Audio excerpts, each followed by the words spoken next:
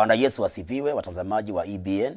Kwa majina naitwa Pastor Julius Mutuko, na nataka kukaribisha kwa kipindi ambacho tutakuwa tukisikiliza neno la Mungu kila siku ya Ijumaa na Jumamosi kuanzia saa 3:30 jioni hadi saa 4:30 kila siku kwa lisali moja, na hivyo tukiangazia true worship ama kuabudu halisi, ambapo tukiangalia Biblia kitabu cha Yohana 4:23-24, Yesu alipokuwa akiongea na mwanamke Msamaria, alimwambia wakati unakuja ambapo watu watamwabudu Baba katika roho na kweli, kwa maana Baba ni roho ama Mungu ni roho, na yuwatafuta watu kama hao ili wakamwabudu.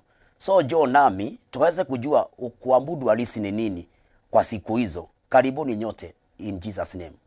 Asanteni.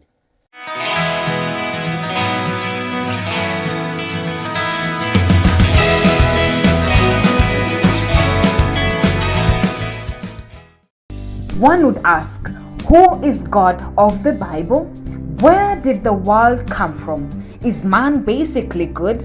What is the hope of man after this life? Is Jesus God? What does the Bible really say about Christianity? How did God come to exist? Is the Bible really the Word of God? This and many other questions on religion need answers. Join teachers of the Word and theologians every Saturday from 8:30 a.m. on the program Bible Theology Show, where all your questions will be answered, only on EBN TV.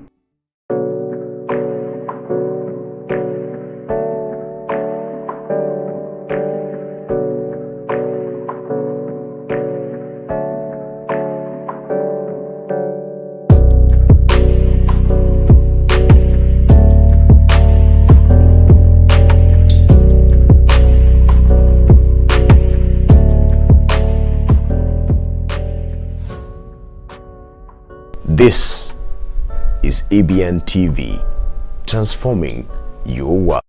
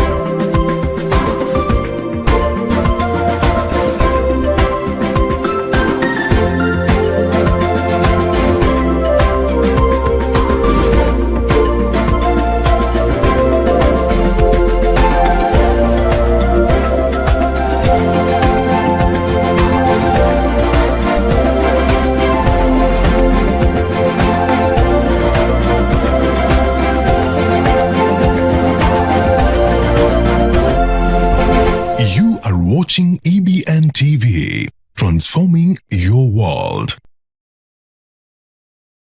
Faith for today is a show to just look at what is going on in your life and what needs the intervention of God in your life.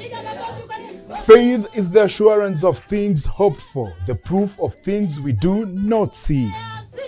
We are here for you. We are not here only for ourselves. We are live every Tuesday and Thursday from 9 a.m. We boost your faith. It is time to revive your faith. Faith is for now, faith is for today. God has given us the breath of life. Your faith today, live with Reverend Felix Kavoy.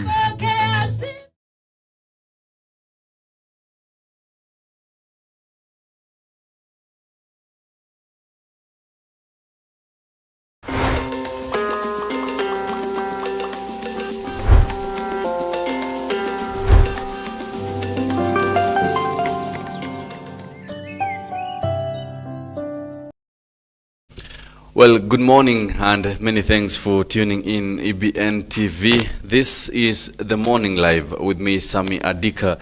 It's quite an interesting morning with it has been a long weekend, specifically taking a look on matters that made headlines, with a specific look on the Londiani tragedy after 52 people lost their lives there. We will be taking a look onto the story and some of the developments that has taken place, with 18 bodies having been identified by the family and picked for the burial arrangements. But taking a look onto matters politics, the government has assured Kenyans that it will not allow the opposition to disrupt their livelihoods during their planned Samba demonstrations.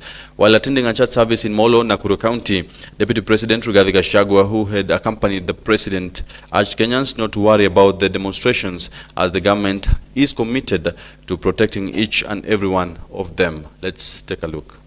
Hii ndio ilikuwa headquarter ya uchochezi na fitina.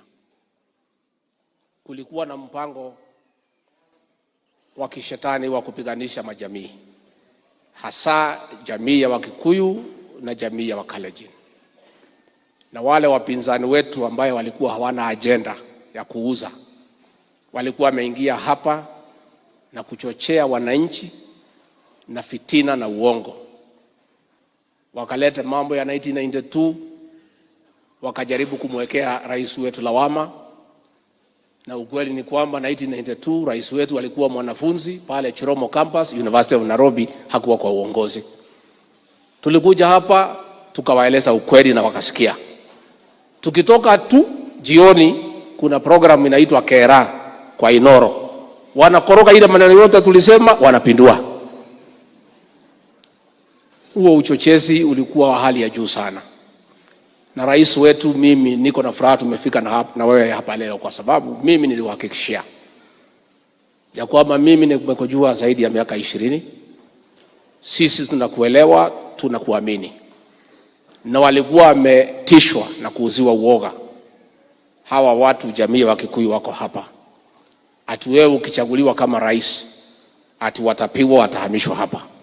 Mimi nilikuja hapa nikawaambia ni uongo, haiwezekani. Huyu rais ni mcha Mungu, sisi tunamuelewa na tunapendana na tunaelewana na anapenda jamii yetu. Sisi tumerudi hapa tangu uchaguliwe, sasa tunaenda mwezi 10. Kuna mtu yeyote ameguswa hapa? Si ulikuwa ni uongo mtupu? Imeajiri walimu wengi kwa wakati mmoja, kama serikali yenu tuliunda pamoja na nyinyi. Na pia nilimwambia KK pia waweke pesa, na tena mwaka huu kabla ya mwezi wa 8-9 tutaajiri walimu wengine 25,000 ili kila mtoto wa Kenya mahali popote alipo apate nafasi ya kusoma. That is the only way we are going to create equality in the Republic of Kenya. Na ni sababu hiyo hiyo tumeongeza pesa ambayo inakuja kwa TVET, Technical and Vocational Training Colleges, ambazo tuko nazo. Walikuwa kidogo na upungufu, tumeweka pesa karibu bilioni nyingine 5 ambayo itaenda kusomesha watoto wetu, kuwafundisha ufundi, kuwafundisha teknolojia na taaluma zingine, ndio tuwapange mbele. Vile vile katika hii budget tumeweka pesa ya mambo ya university. Nyinyi mnajua pale nyuma tulikuwa na matatizo ya masomo ya university. Hata college yetu ya Egerton hapa karibu ilikuwa inafungwa. Si ni kweli? Lecturers hawakuwa na pesa, watoto wanahangaika huko shuleni. University ndio hiyo inahangaika. Huyu mama Charity alikuwa ananisumbua kila siku, hii university yetu ikifungwa dunia hii itaharibika. So sasa tumeongeza pesa kwa budget hii kutoka bilioni 44 mpaka bilioni 82 ambayo itaenda kwa university zetu, kwa sababu tunataka watoto wetu wote wasome. Na ni kwa sababu mimi ninaamini ya kwamba ili tuwe na taifa ambayo kuna usawa, ni kila mtoto wa Kenya apate nafasi. And elsewhere, Busia Senator Okiya Omtatah has given the management of EPRA an ultimatum to obey a court order that temporarily suspended the implementation of the Finance Act 2023 from taking effect for a week.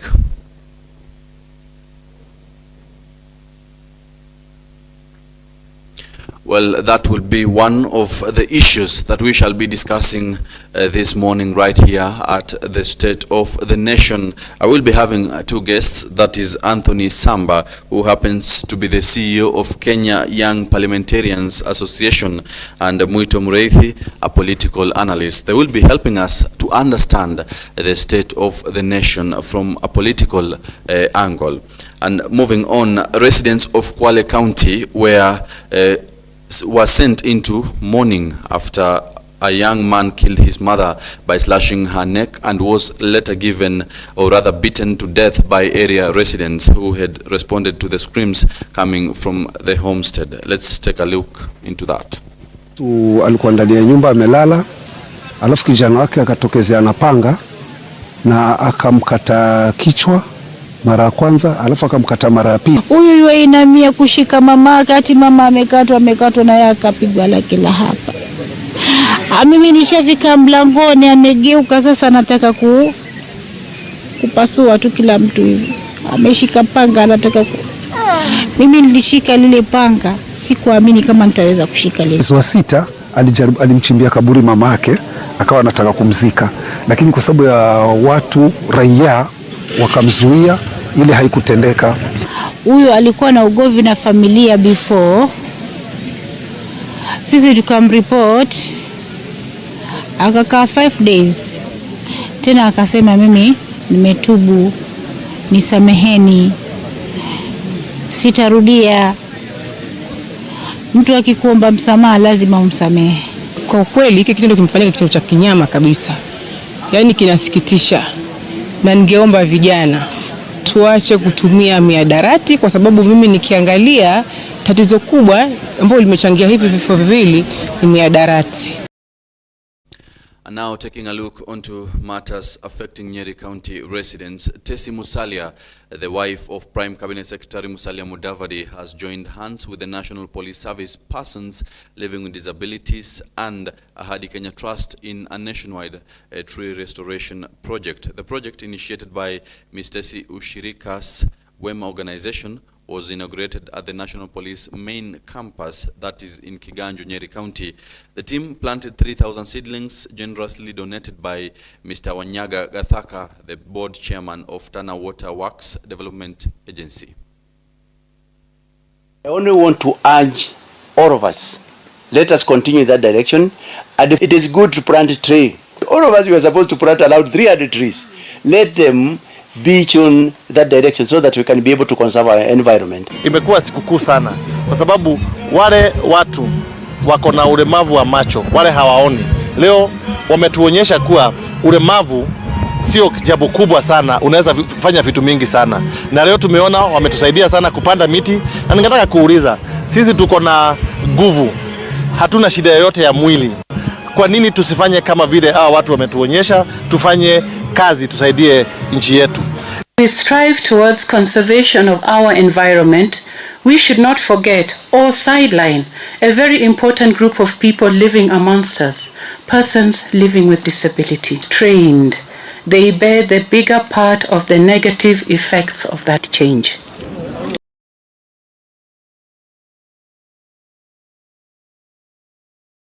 Daily Nation.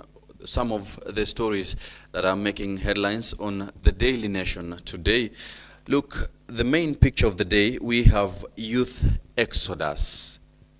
Passport delays, a nightmare for many Kenyans seeking to travel out of the country.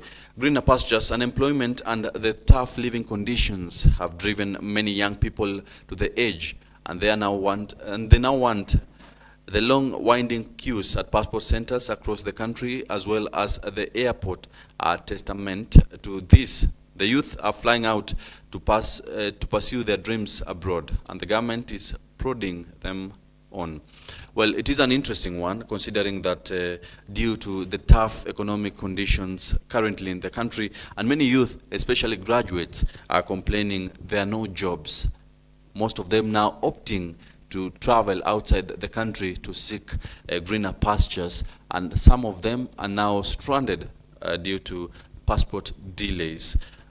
Remember, one of the Kenya Kwanza's promise to Kenyans was creation of employment to the youth, and specifically taking a look onto what President William Ruto is focusing on is the housing project, which he says will help reduce the unemployment burden by roughly 5 million. We shall be taking a look onto that with our guests. Passport processing crisis. There is currently a backlog of at least 70,000 passports, and the Immigration Department can only process 700 passports a day.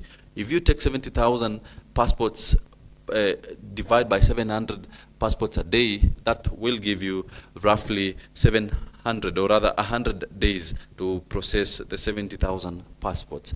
But remember, 100 days, if you divide by working days, then it will probably take more days. That is roughly 120 days, which means it will take 4 months to process the 70,000 passports. And remember, every day there are new people and new applications being done at the passport office.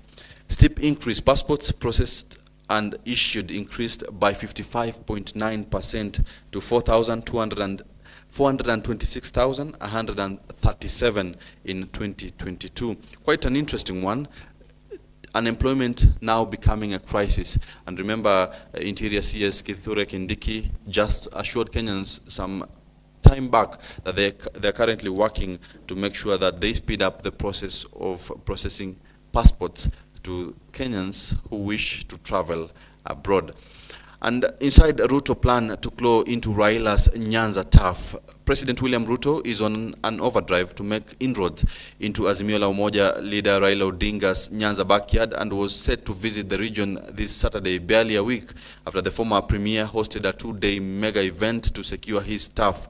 President Ruto was supposed to visit Homa Bay on July 8th for the Thanksgiving ceremony of Interior Principal Secretary Dr. Raymond Omolo, but the meeting has been postponed to July 15th due to other engagements. He will then return for another meeting in Game, Siaya County on August 5th. That is in page 4. We shall be taking a look onto President William Ruto's plan now to make sure that he has support from Nyanza, which happens to be Raila Amolo Odinga's stronghold.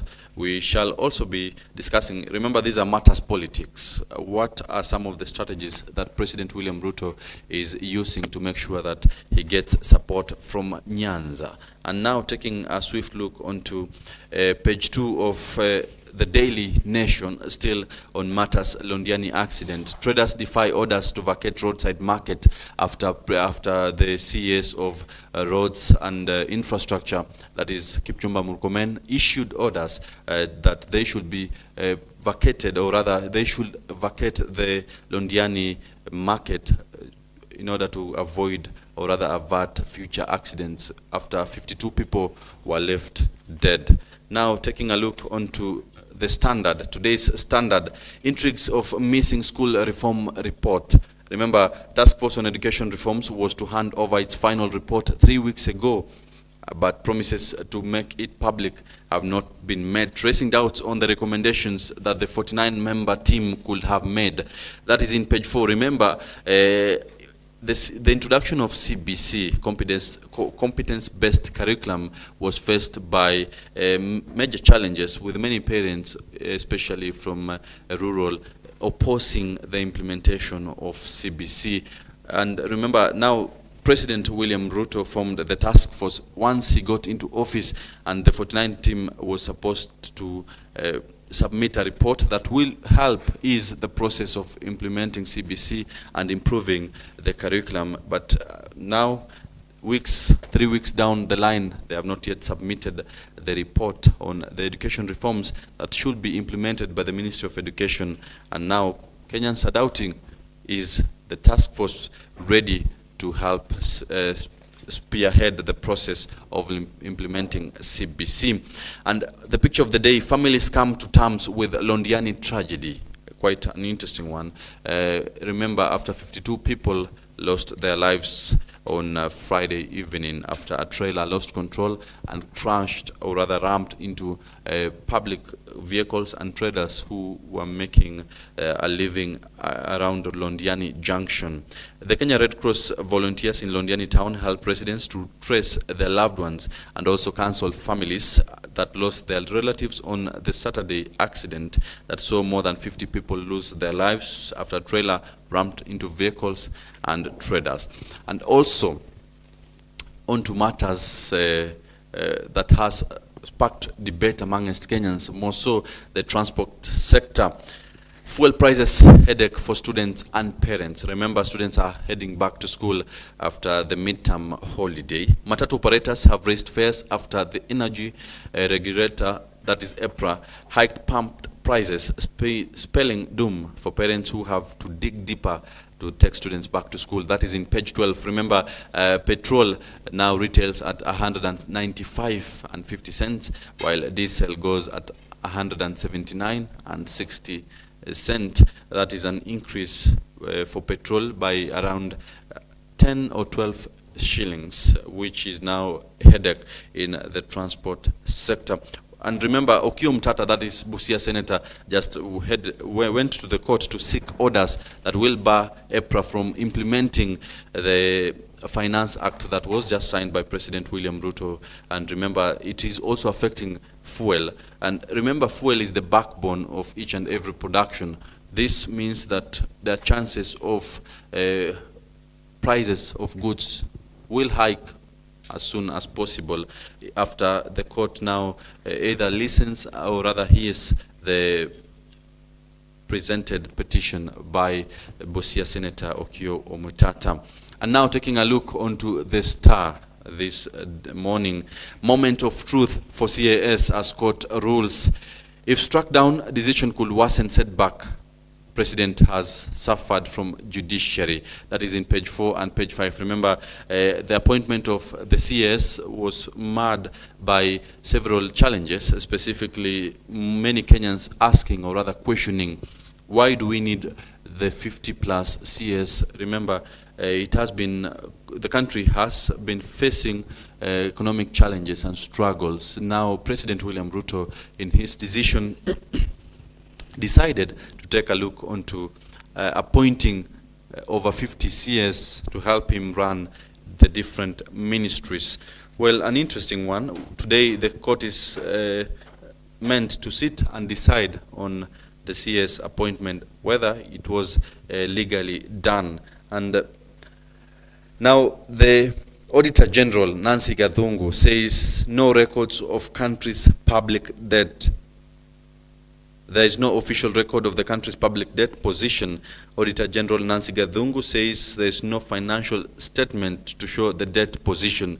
The status is only included as an annexure in the consolidated fund statement of expenditure. Quite an interesting one. Remember, as a country, we are currently facing, or rather, we are currently paying debts. And now the Auditor General says there is no clear record to show how much debt as a country we have.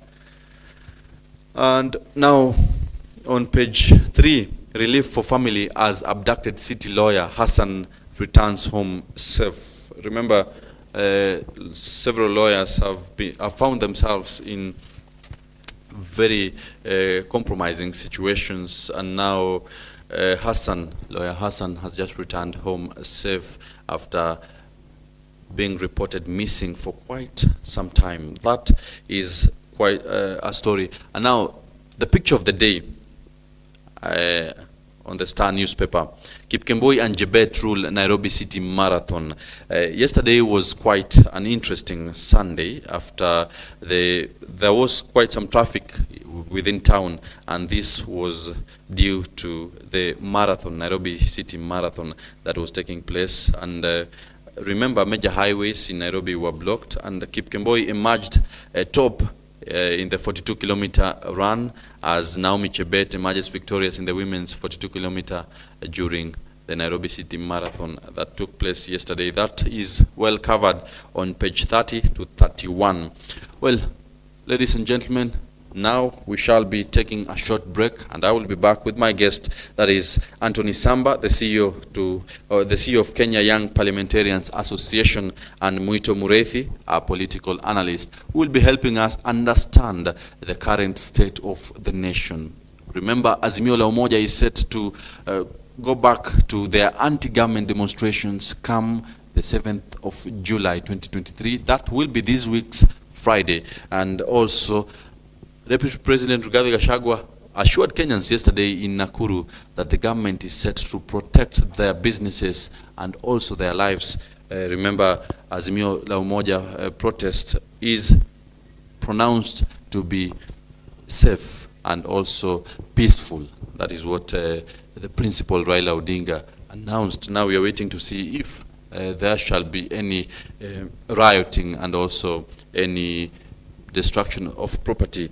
These are just issues that we shall be discussing this morning. And how does it affect you as a common mwananchi? How does it affect the economy regardless of the current state of the nation? We will be right back. Remember to keep in touch with us through our socials at EBN TV and at Samia Dika on Twitter.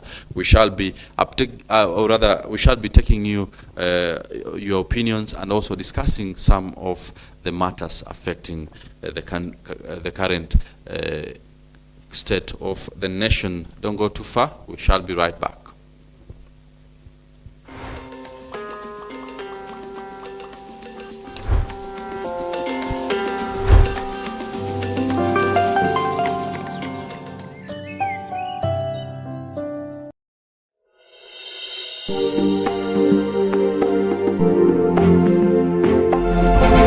You are watching EBN TV, transforming your world.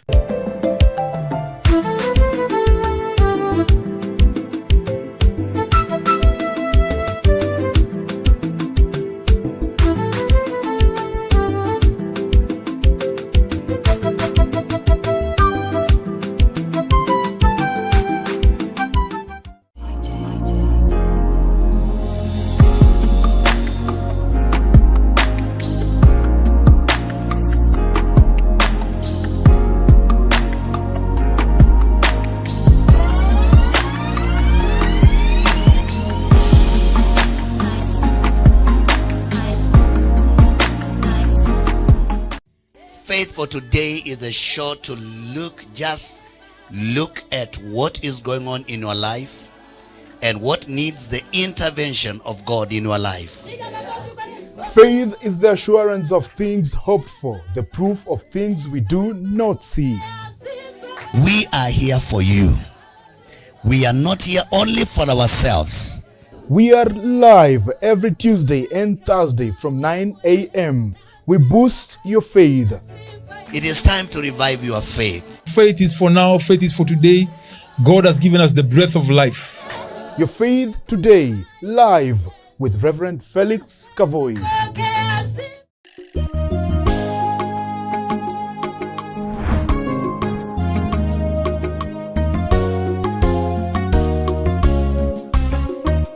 Hello, praise the Lord. My name is Pastor Joseph Musajawaza of Unfailing Love Ministries. I'm inviting you every Wednesday to join us on our program, Victory Through the Word.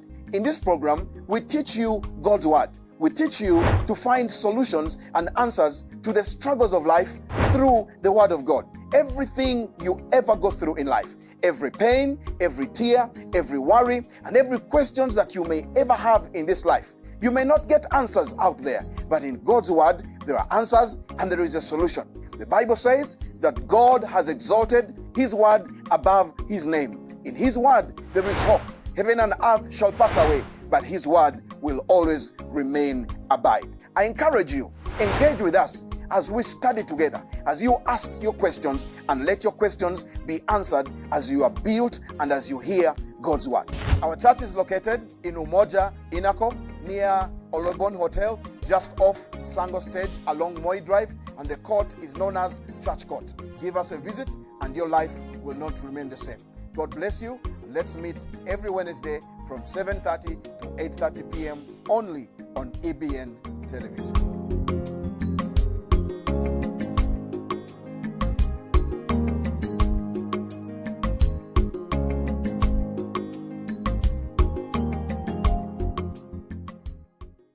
Bwana Yesu asifiwe, watazamaji wa EBN.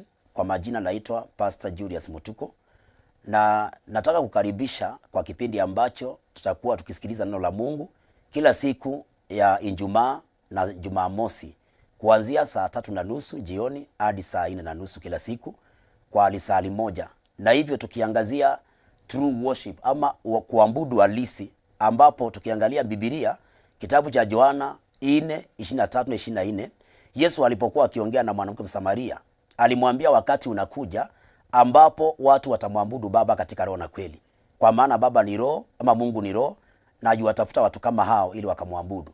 So John nami tukaweze kujua kuabudu halisi ni nini kwa siku hizo. Karibuni nyote in Jesus name. Asanteni.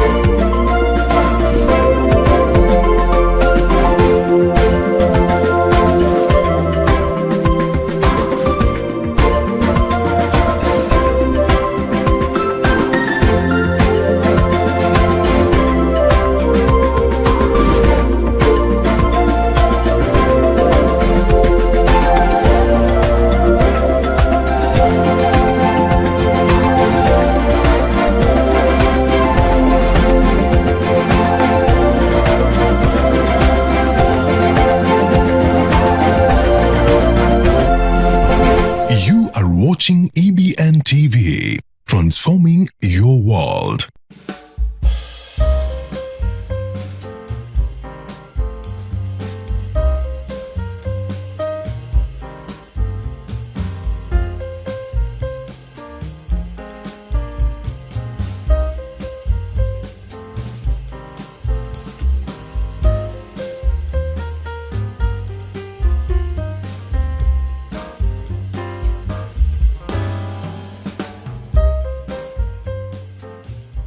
This is EBN TV, transforming your world.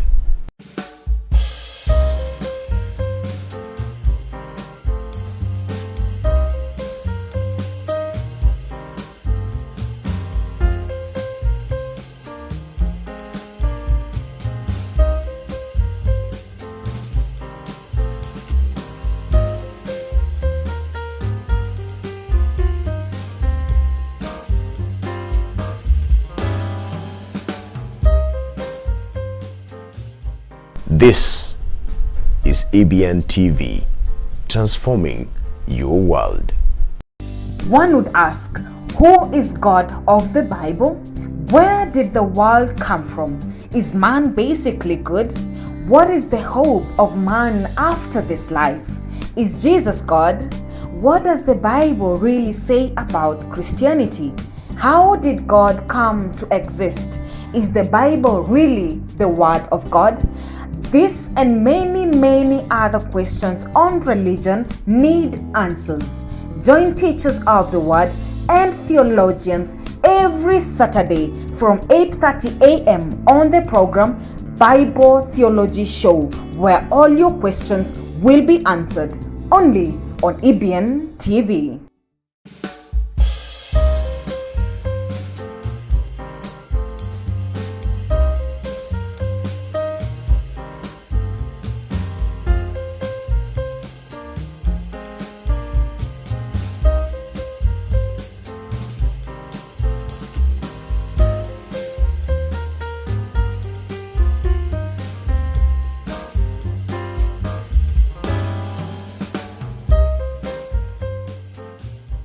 This is EBN TV, transforming your world. From Nairobi, Kenya, this is EBN TV.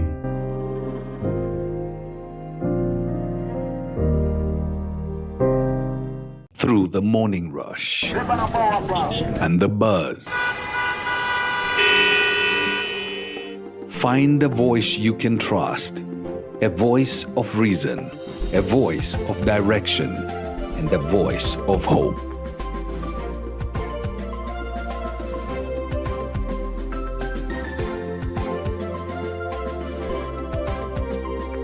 Good morning. Welcome to the Morning Live. I'm Cynthia Nanjala. And I'm Sammy Adika. Rise and shine, folks. We hope you are ready for an energizing start to your day. Absolutely. We are here to bring you the latest headlines and trending news stories from the world of politics, business and finance, health and lifestyle, agriculture and sports. So grab your coffee, sit back and get ready for a fantastic morning of engaging discussions and news segments. Join us through our social media handles, #The Morning Live. This is Morning Live, exclusively on EBN TV.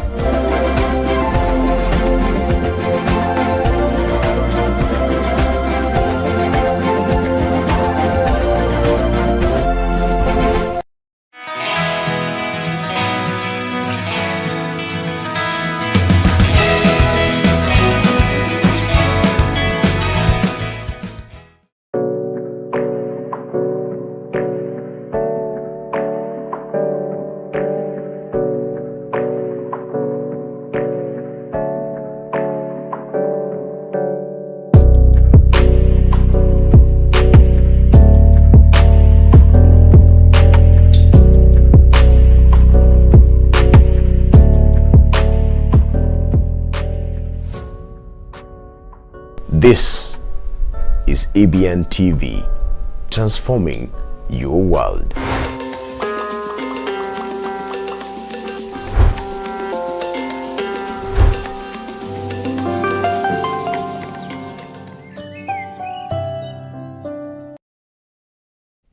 Well, good morning and welcome back to the Morning Live. Remember, this is the state of the nation, and as I promised, we will be having two guests. That is Anthony Samba, the CEO of Kenya Young Parliamentarians Association, and Muito Mureithi, a political analyst, who will be helping us understand the state of the nation from a political eye.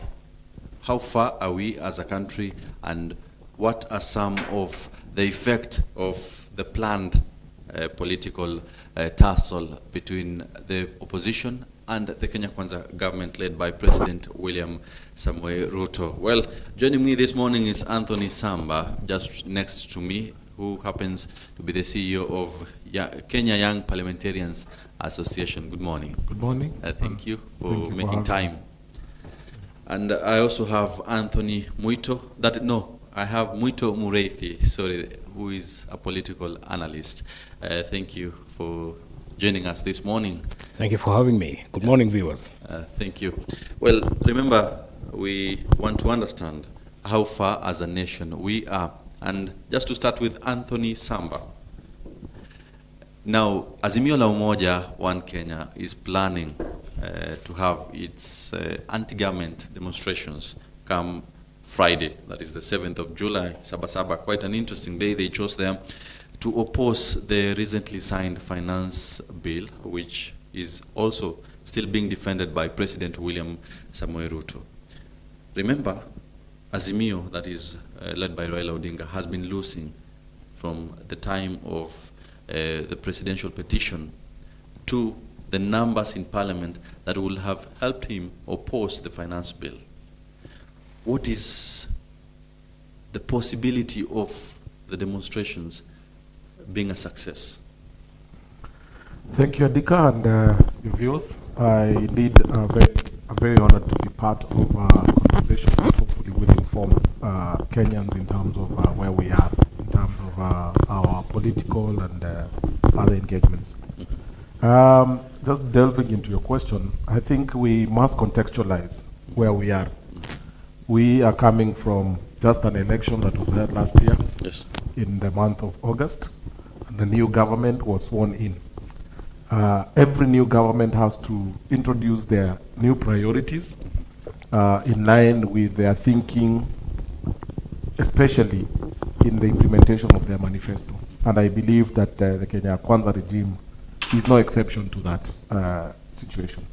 So what we have is a situation where a government has pronounced itself in terms of the direction it wants to take on revenue collection and even in terms of our budget. Because I don't know why we are all just dwelling on the Finance Act and not looking at the Appropriation Act that is actually more important for me. Because you see, what you collect is as important as what you're using it for. And I think that's where the debate is. Again, to put it into context, Azimio is coming in as a vibrant opposition, which I think is very good and healthy for this country, because in the absence of opposition, there would be potential exploitation of the people. So that's the environment we are in. And I don't want to delve onto it from just the political dynamics, but discuss it within the context of what is in it for the Kenyan. The finance bill has some very unique propositions, according to me, that I think are ideal. They are ideal for a growing nation, a nation that is striving to exit dependency and achieve self-sustenance. Yes. Then on the other part, you also have a vibrant opposition that is seized of every issue that is going on in government. And I think that's very healthy.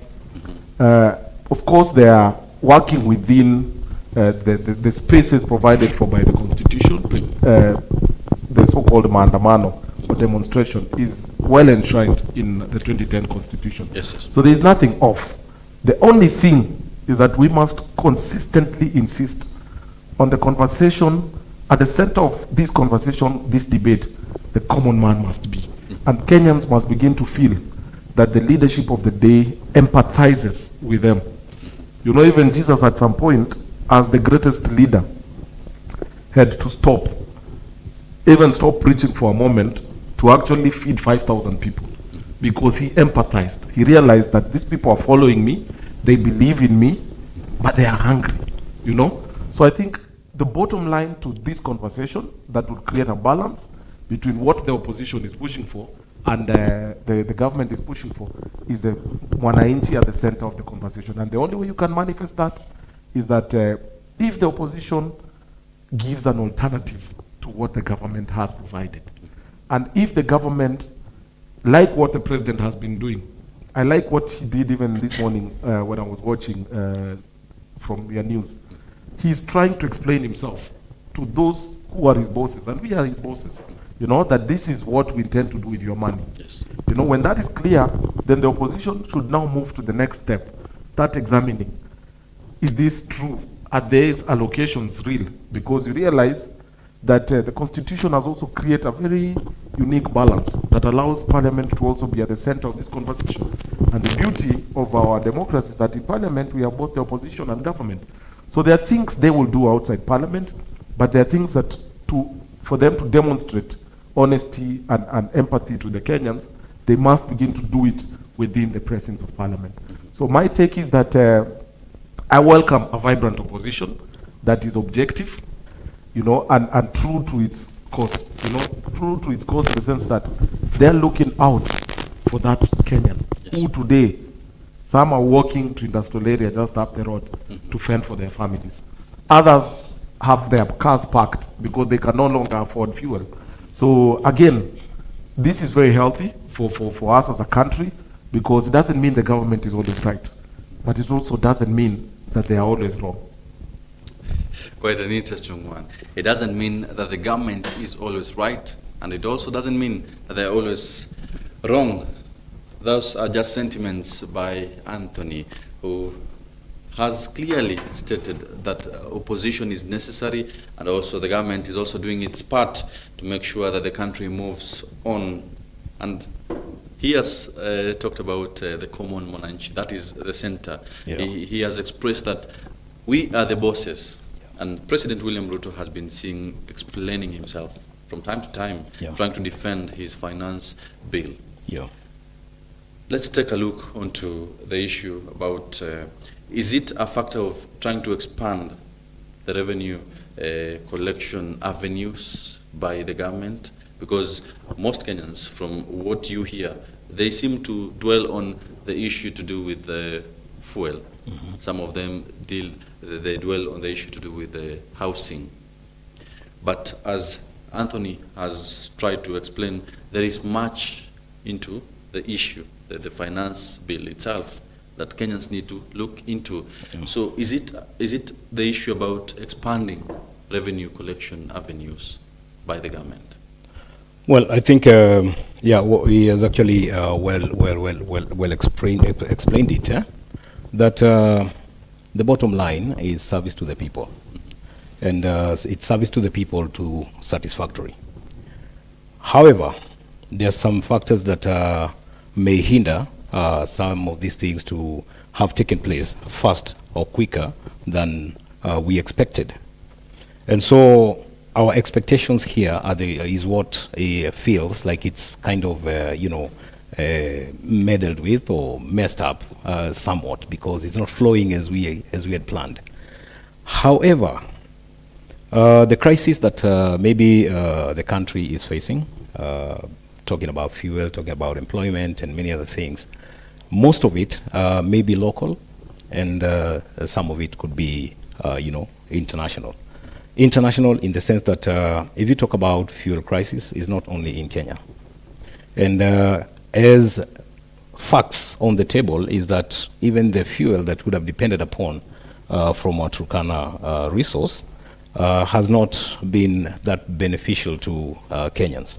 And so we cannot claim that there is a crisis that is unique to any other country. Therefore, when we are affected by fuel, then we know that it's happening elsewhere. But come back to now what is bothering us in the 8% thing. Remember, the law is about 16% VAT on any product that is being sold in Kenya. Now, if it's 16%, at 16% in 2020, there was the corona crisis that came, the corona, pandemic that actually struck the world. And Kenya was also affected. And because of that reason, to mitigate the effects, Parliament sat down, or the government sought for Parliament's approval. Remember, there was a debate on that issue. And it was agreed that 8%, it was actually voted that 8% can be slashed so that they can be able to make easier for production. So manufacturers would have it easy. People who are producing any form of production, be it for foods or anything, that one would have actually been subsidized by the effects of subsidizing, lowering the tax for the fuel suppliers. Then that would have actually been felt at the manufacturing level. So which means it would have come down again to the consumer. But look at it this way. At that time, unga was 121 to 125 shillings. Okay? And amid having that rate lowered to 8%, unga went up to 250, 240, 250 by August 9th. Okay? So much as we would like to blame the government in place, is a crisis that has been there. It's for Kenyans now to sit back and ask themselves some questions. How do we deal with this? We always say, maji yakimwagika hayazoleki. If it happened with the former regime, then what do we do to kind of salvage what we can with the government in place? One, we must develop an attitude that has patience, an attitude that has understanding, an attitude that is hopeful.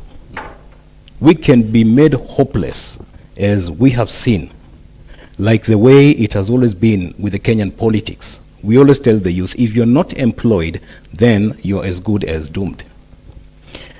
Yet, the youth of that Kenyan is not looking for an opportunity to be employed. but is looking for an opportunity to earn a living.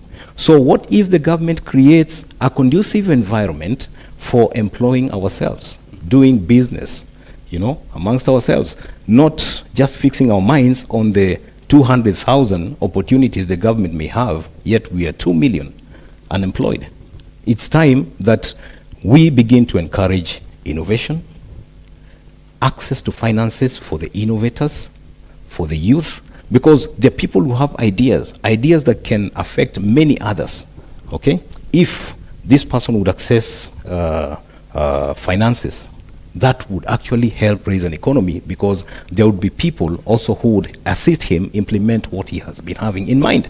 Now, you have seen innovation, and I know he can attest to this, because I know he has interacted with the youth big time. And he can attest that we have big brains. They only lack capital, they lack resources, they lack support. They come up with ideas, they are robbed, stolen by the wealthy. And that's how we kill this. But how are we going to protect them? This is a point of discussion. So what I would say, currently, having found a government that had been stripped, cash-strapped, was cash-strapped, I would say. At that time, the government is actually dealing with issues that can't wait. Children must go to school. They must feed. Whatever must be done for the students, like capitation, must be provided. We need roads. The weather is not going to wait for us. Repairs must be done on the existing roads, let alone the new roads. You know, this kind of things, this is what is actually troubling the president right now as he tries to get his footing. So in the process, I think Kenyans ought to give them time. We ought to give them and some cool, calm environment for them to think through. Because you can imagine, we started Mandamano right from the second month, I think. We started complaining, second month. You haven't even seen their capability. You haven't seen them, you haven't allowed them even to try and implement just a small bit of what they had in their manifesto. So we need to give them time. Well, you touched on the issue to do with fuel, and now we understand that Okiya Omtatah moved to court to bar EPRA from increasing the fuel prices, and it has been a matter that has been recorded just right here at is it the Nation, Daily Nation, and also the Standard has taken a keen look onto the prices, 195.50 cents and also 179.60 cents for diesel. Now, we also expect that the Attorney General, that is Justin Muturi, will move to court also to seek orders that will bar Senator Okiya Omtatah's appeal from implementing, because he wants that EPRA should delay the appeal, the increase of prices. Remember, normally we are used to fuel is only increased on 14th. Maybe to clarify, if you allow me. Yes. What the gentleman, Okiya Omtatah, is not highlighting in his argument is that history I was trying to bring out. Because by the time we were lowering the fuel, I think it was around 109. Okay? And by the time we were going into elections, it was 160 something. Okay? So lowering was not the solution. Would have been the solution if taken well. If it was effected, then maybe like I said, the manufacturing would have actually had the impact. It would have spiraled to the consumer via the stores.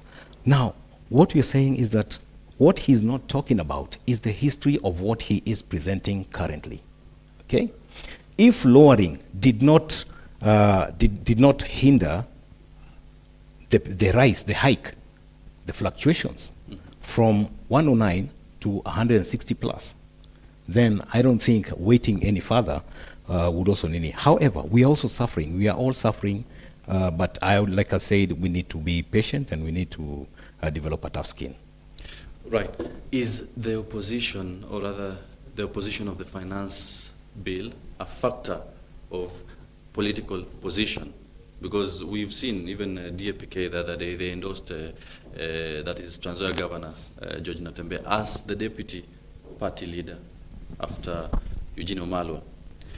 And remember, DAPK, George Natembeya clearly stated he is working with the government, but he was also challenging the finance bill. Is it a factor of my political stand?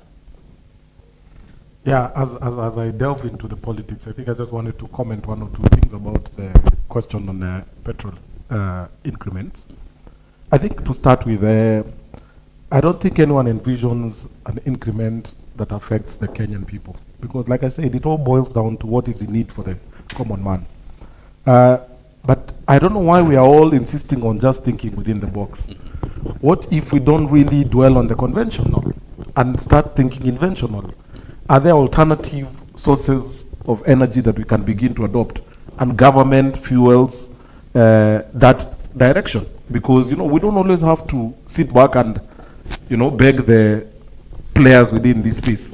It's just like KPLC. Every day we are complaining, and we are complaining about the cost of electricity. And some of us, especially those who live in the rural, we have opted out of using the conventional, electrical energy, and now are using solar energy.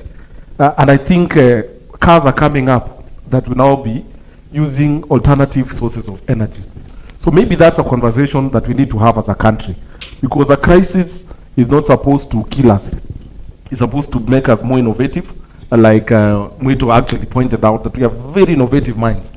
What if we introduce an innovative contest that allows the government to adopt new measures that will be favorable to Kenyans? Like the same way they're talking about giving out gases for free and all those things, because government is trying to point out the people into a direction of alternative.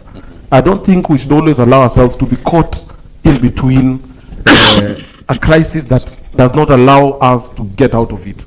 I know of countries that are almost 100% solar enabled. I think, was it in Sweden that I had visited, and while driving through one of the areas, you just meet wind power, those wind structures positioned, propelling energy into their country. And that's what they use for electricity and basically just for all the functions for their energy needs. So I think we should not just stick to what is not working. We can be innovative. Building on to what you're asking about the opposition, trying to enhance its vibrancy. It's very natural, because I think President Ruto is a very strong political actor that now the opposition is realizing this is not your kawaida. He's not a laid-back kind of a president that you swing the way you want. He's a man on a mission, like he likes saying, and he understands his mission. He has disapproved, misrepresentations about his potential. He's coming from a background where people had ruled him out with all the possibilities that he would make it to presidency. All the odds were against him. There were questions of the deep state and conversations such as that. But he was able to outmaneuver the deep state. He was able to outmaneuver, even more complex political situations to be where he is. So what the opposition understands is that they're not dealing with their equal. This is not the usual kind of a president. Look at him. Ever since he got elected, he's in touch, engaging directly with the people, left, right, and center. So if given a chance, he can easily, completely wipe out the face of all these political actors that you're looking at. Remember, it is President Ruto who's given platform to some of these young leaders that you see even from Central, from Western. Those running behind him, he's the one who's introduced the change. Unknown to, say, for example, the actors in Jubilee in 2017, who knew that some of them, the mighty ones, would be brought down by small Davids, the likes of Ndindi Nyoro, who are now very visible and have attracted nationwide attention because of even the positions they're being given. Look at what President Ruto is doing. He's literally edging out the oligarchs within the political structure. And I think that's why some of the parties like DAPK have realized that it's about time to begin to introduce some new energy. Natembeya has good energy. He also was able to go against the odds. You know, in Trans Nzoia, it was not a walk in the park. Yes. He was going to face it off with very tough giants, but he was able to prove himself. So I think people are just trying to realign themselves strategically for 2027. And that is why everyone who was even in the closet, they're coming out. The Mwangi areas, you know, because slowly and slowly, most of them were just being overtaken by events. And there's a new crop of leaders that is coming up that is also claiming their space, and they're not equally to ignore. And then there's also the factor that with the election of the Kenya Kwanza that went against the odds, so many more young leaders are becoming more ambitious. They have realized that this stage is for us. And I can tell you, beyond 2027, you'll be amazed by the number of presidential candidates who will launch their bids immediately after the election for 2027. And most of them are not the conventional politicians that we know today. So I think everyone is adjusting to this new atmosphere. These are what is it called? What they would describe as stirring of the water to scatter the fish. So fish are already scattered because the political waters are already stirred.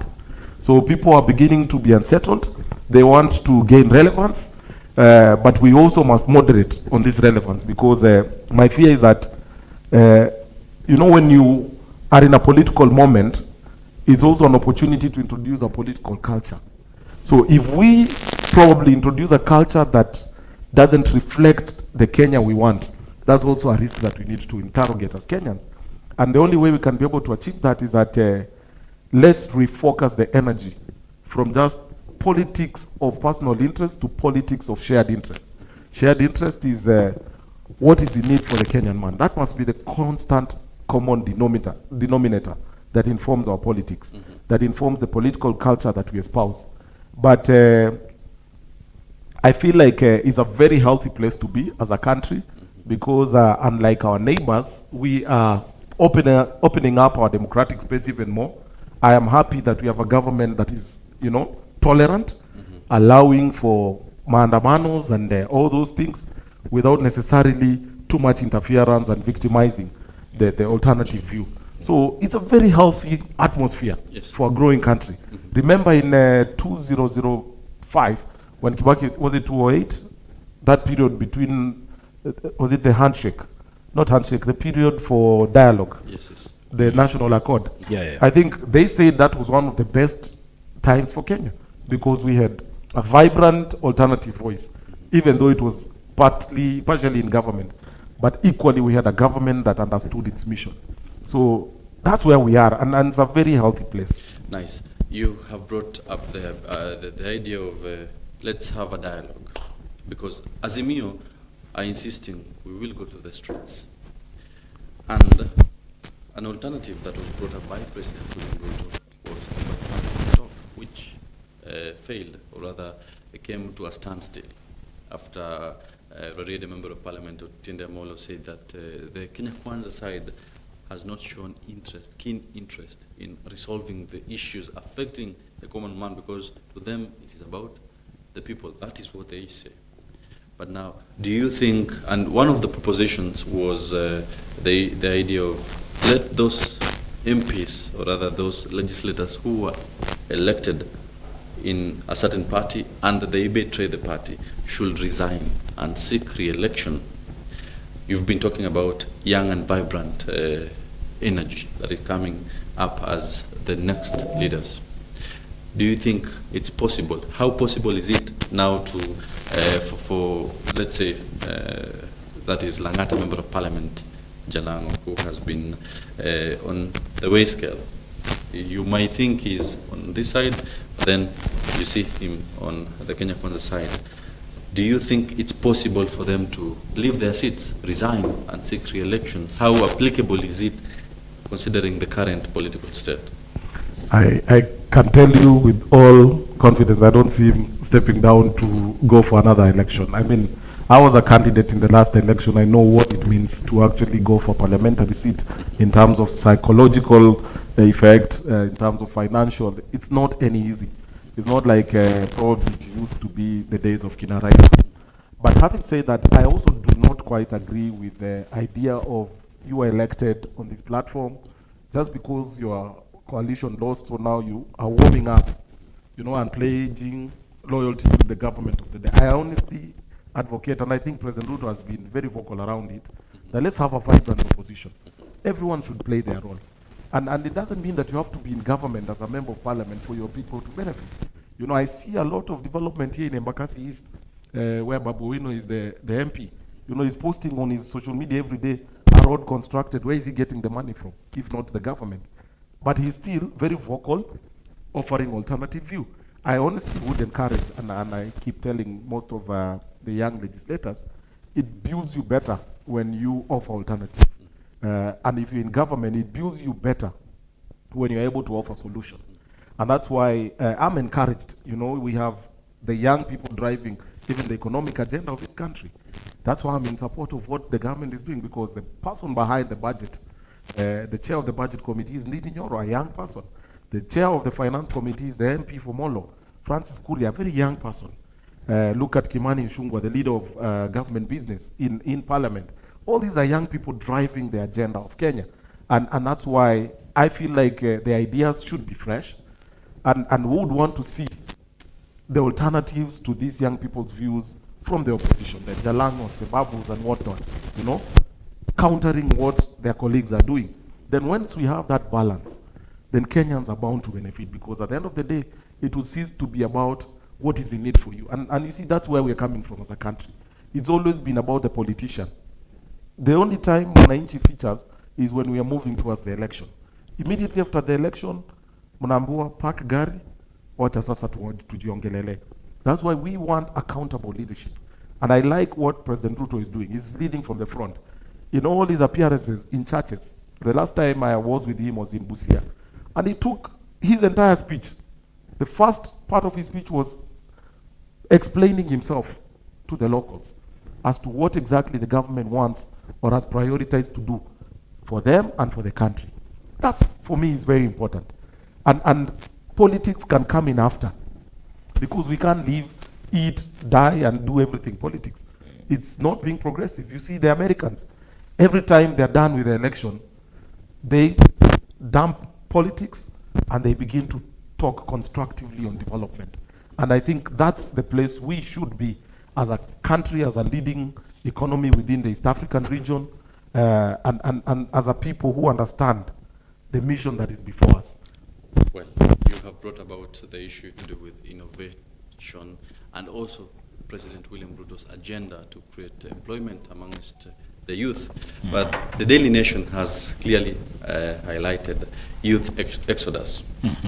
What could be the issue? Is it the perspective that there are greener pastures outside the country, or can we also create ours right here? Like I said earlier, President Ruto, acting like now the president, the head of state, his work is to make things easy, create opportunities for his people here and abroad or elsewhere. And he does that, having created a system which is now working, that the diaspora would feel that it can plow back whatever they make from out there and bring it back to the country. So if we send them out there, and we happen to have them in countries where there is no economic crisis, as harsh as it is in a country like Canada, where we are also having an exodus of Canadians running from Canada to the bordering Mexico because of high taxes, okay? Which is where Kenyans are invited, or any other people from other African countries. However, if they can still go there and tap something that would earn them a living and still be able to build on it back home, then I think that is one thing in the right direction, okay? Secondly, touching, if that one is a bit exhaustive, I think we can justify that this youth can naturally go and make wealth elsewhere, okay? Because it's an opportunity and it's a good one. While those of us who are left here, if a conducive environment is created for us to do our small businesses, our micro businesses. If we are able to do them in a good environment, then the country would grow. Because the bottom-up agenda was to empower the small and the micro. If they empower the base, then they know too well they have a strong foundation to stand upon and build upon. Now, on innovation, I think that one goes well. He had also touched on alternatives. As part of an innovative mind that would try to calculate, see what is best for this country. I remember President Kibaki had one day said, and we always took for granted what he says. He said, wewe hapo hapo, huko wewe nasimama. Mali iko hapo, iko chini, iko hapo, wewe iko juu yako. He meant something. He meant, please, explore your territory. Know how you can benefit from it. Now, we as Kenyans, if we want to increase production right now, I can tell you once I was working for China Radio International by that time, and we had a teleconferencing for journalists globally at the United Nations. And these are the facts that came out. That Turkana alone can produce 5,000 megawatts of wind power. If that is pumped into our power grid, then we would have power without caring whether you are using economy bulb 24/7. We would have our vehicles running on electricity. Now we have electrical vehicles without a problem. We would run our factories, which depend on oil. We would import electric boilers or whatever machines that they need. They would be electrical because we're having enough electricity. That's Turkana alone. Think Moyale, think Wajir, think Garissa, think Isiolo, all the way up to Isiolo. These are places where we have solar in abundance. We're not tapping that one. And if you try to tap it, the people who are working, and these are the so-called the who is who generate power with oil and then sell it to the Kenyan. Okay, you've seen power generators somewhere in industrial area, Juja, wherever. And these big people, families are also owning these things. They would not encourage you to get away from hydro. Why? Because if you get away from hydro, where will the excuse of fuel costs going higher come from? Because they'll only wait for January when it's dry spell. And they'll say, okay, now the rivers are dry, we can't have power generated. Instead of giving us such flimsy reason, let's leave water for irrigation, as Kibaki had put it, so that we can go geothermal, we can go, because you can imagine our Rift Valley, in those escarpments, we have the deepest crust of the earth. And that is where you see even earthquakes are swallowed in our eastern Rift Valley. Because there is a lot of reaction there. And you can prove with what you see at Kinongi, the Mteremko, that one. You see you're speeding, you pedal, you actually step on the pedal to the end. And the speed at the speedometer is still low. Why? Because you're fighting some electromagnetic current that is coming from under. That down there, the molten magma that is, the magma that is being burnt out there, it's from that one that they tap the steam that they use to make geothermal. Now, if we can go the geothermal way, we have more than enough even to export. That's geothermal alone. If we go solar, we have more than enough even to export. If we go wind, we have more than enough. So we don't need hydro.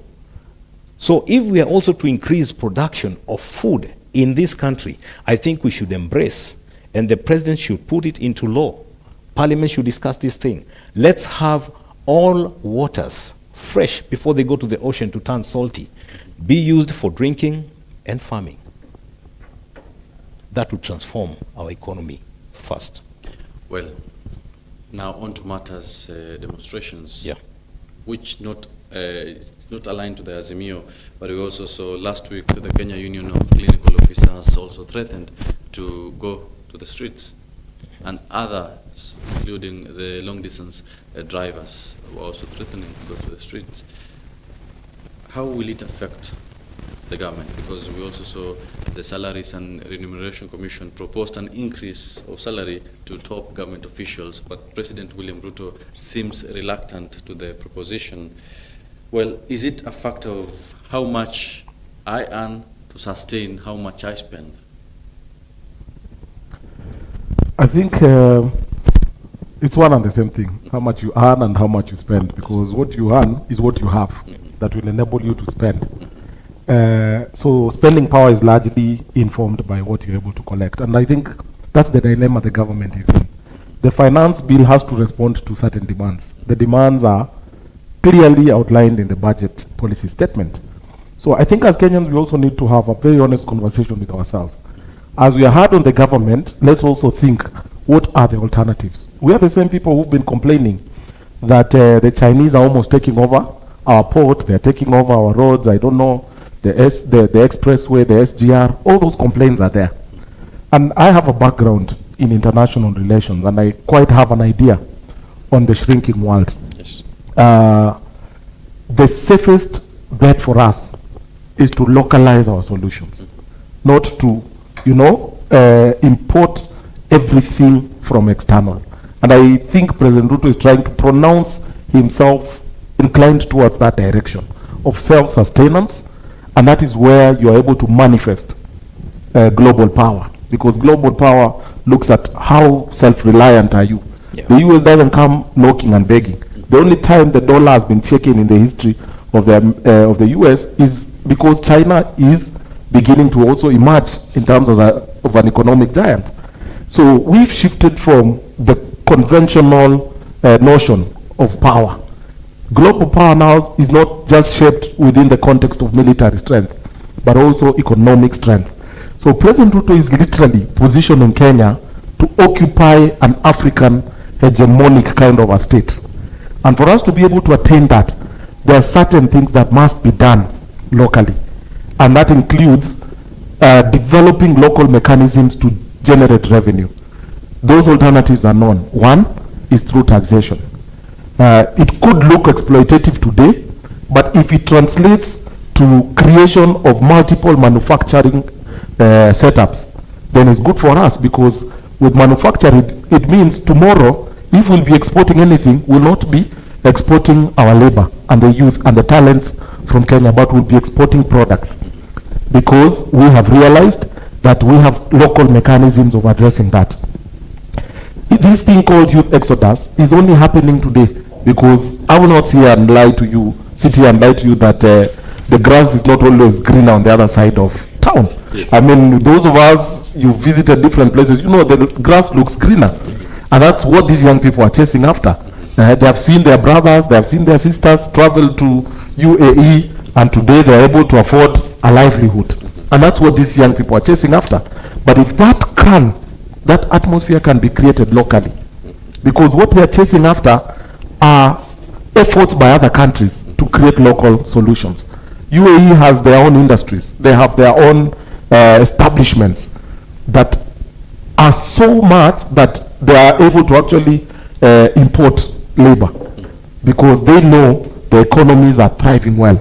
So here in Kenya, you want us to still argue from a point of dependency on what the US gives as a grant, dependency on loans from China.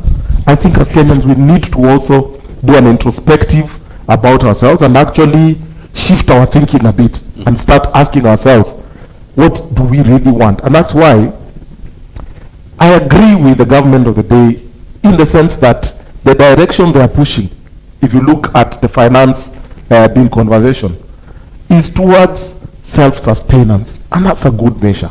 The only thing that, again, we should caution is that let's also do this with some level of moderation, such that we don't also overexploit, because the temptation to draw as much as you can might as well lead to some sort of exploitation by the people, because the people might feel you're overwhelming us, and that will give credence to what the opposition is trying to do, because the opposition, they don't care whether government gets it right or wrong. They are only looking out for the next election. But you see, Ruto has a mandate. He's at the self-actualization stage.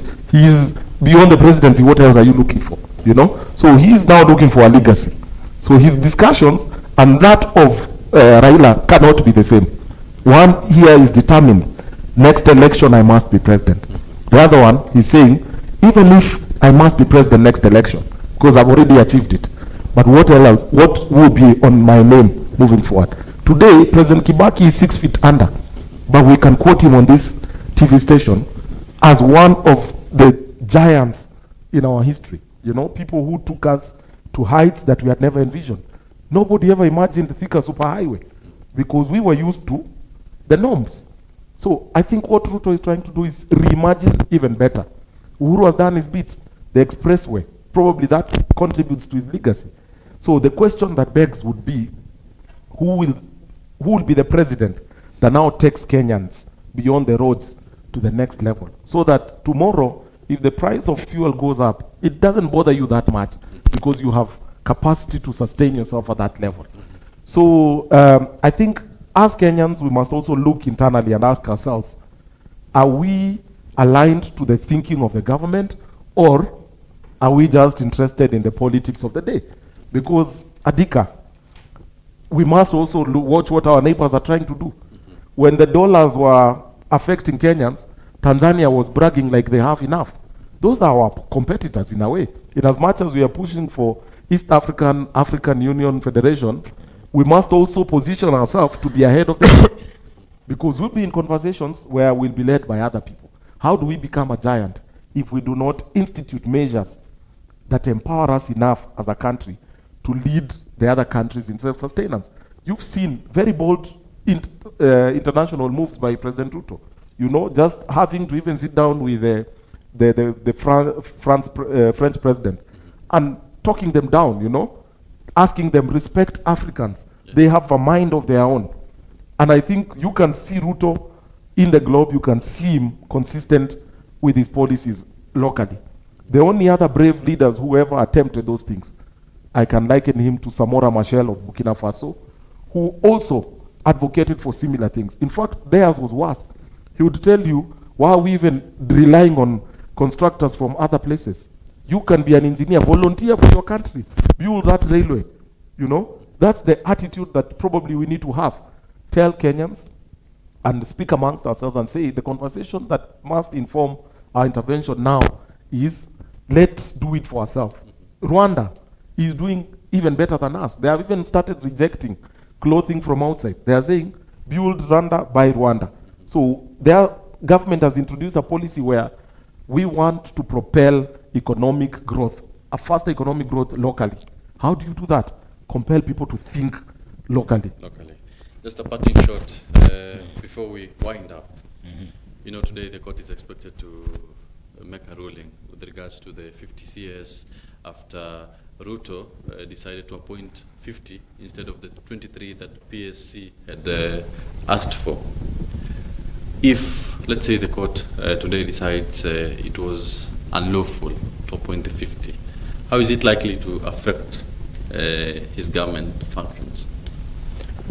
Well, I don't think it would affect the government so much because if PSC recommends 23 and is gone for 50, what I believe is that there's some ministries which have got responsibilities that are almost similar and can be such CS officers can be assisted by a CS, one CS, maybe for two ministries, like the time we had merged certain ministries.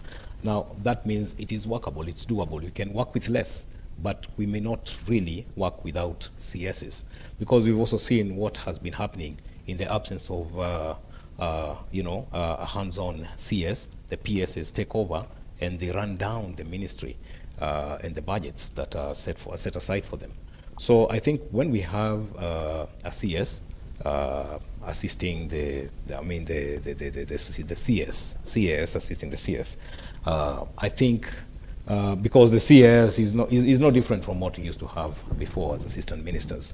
What we're looking for is that if the court would choose to abrogate the whole process, that would be unfair.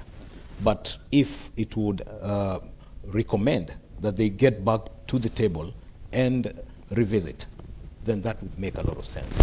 But like I said, I don't want to see a tussle between the executive and the judiciary, okay? Because the executive is faced with these many challenges. Some of them may not wait, and duty calls for the presence of such. So I think the judges in the courts, we are praying that they be sober. They have been, they are good, and I believe they will make a sound judgment in favor of the Monanchi. Secondly, to conclude, I also wish to appreciate what he has just said, that the mind liberation, what President Ruto is doing even outside, because it's recognized even globally. When you take your stand, then you're bound to be listened to, understood, okay? And Africa, for a long time, they've been toying with African leaders, like school kids. And what has happened is that now they're stepping out of those boots, and now they're taking up these fighting boots, and they're good. What they're saying is because they're reasoning with them, intellectually, and these people are listening to them. They're also giving out their points and ideas, and you're telling them, hey, it's time now we walk out of that old mentality and get into this mentality. Barack Obama had adopted that thing, discussing, negotiating with the ones they considered to be the minnows, okay? And it almost worked for him, but the interest of the Americans in terms of foreign relations, international diplomacy, there's a way they perceive it, and they didn't want that direction. They wanted to still, bulldoze. And that time is actually long gone, since the year 2000, when Chinese came in. Because Chinese came in with a win-win situation. You benefit, I benefit in this deal. So it's a matter of sitting on the table, discuss and agree. Now, the irony here, even here in Kenya, is when the West came to launch win-win situation with the West in 2010, that was 10 years later. And you ask, we've been having diplomatic relations, and we've been doing business together since independence of a country like Kenya. Now, what kind of a relationship have you had before? If this is the time now, you're seeing there's some sense in win-win. Of course, we know how it was run by, the so-called donors and sponsors those days. They used to give the government loans. They used to release at their will. They used to bank them in their own banks, and nothing comes back to us. All that comes back to us is the little work that has been done. Then we pay up everything else plus the profit and goes to them. Now that is changing. I think winding up, I would say the government is under our president William Ruto is actually taking things. Although he's actually having a big challenge, I think he has actually implemented steps. He wants a system that would run his government. So he's implementing steps that would actually ensure that there are systems that are running in every department to make it easy for governance. So I appreciate that. All right, thank you. What would be your parting shot? I think as part of my parting shot, I really want to address myself and by extension address the many brothers and sisters who are watching us. My leadership is largely inspired by the teachings of Jesus Christ. And in one of his teachings, he actually asserted that I am the way, the truth, and the life. And I strongly believe that in our own small ways we are leaders, and we must really realize that we are the way out of our challenges by understanding where we are. The truth we seek outside must be born, first of all, inside of us, because we cannot innovate any other new truth. And lastly, the life that we aspire to live starts by how we live today. How we live today, yes, there are challenges, but are they challenges that will build us a better tomorrow? That's a question that begs for all Kenyans. And I feel like as we interact with government policies, our interaction must be born out of that truthful knowledge that if a sacrifice has to be done for for us to have a better country, then we must be at the forefront offering that sacrifice, because patriotism is born out of that reality. And lastly, a quote by Albert Einstein. He said that the significant problems we face cannot be solved with the same thinking that caused the problems. Kenyans must appreciate that there is a thinking that has gotten us to where we are.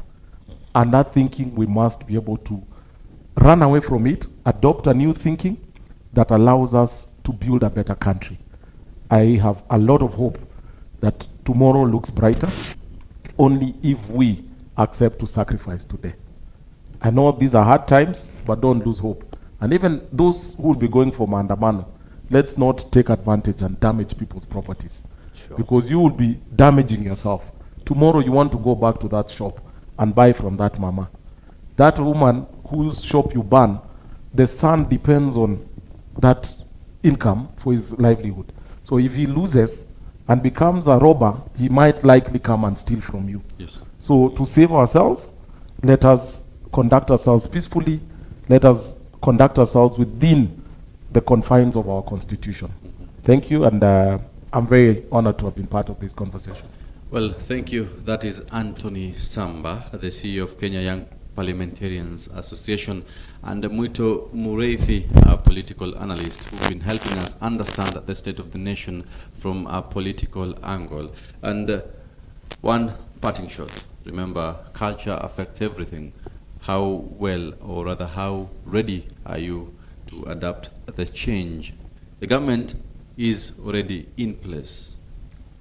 What, as a Kenyan, can you do to make sure you influence your growth positively? That will be the take home in today's State of the Nation. Remember, this was the Morning Live with me, Sami Adika. Until next time, remember, keep it here, right at EBN TV and on our socials, EBN TV and at Sami Adika. We will be keeping you updated on the stories of the day during our 1 p.m. bulletin, 4 p.m. and also 7 and 9 bulletin right here at EBN TV. Have yourselves a great day ahead.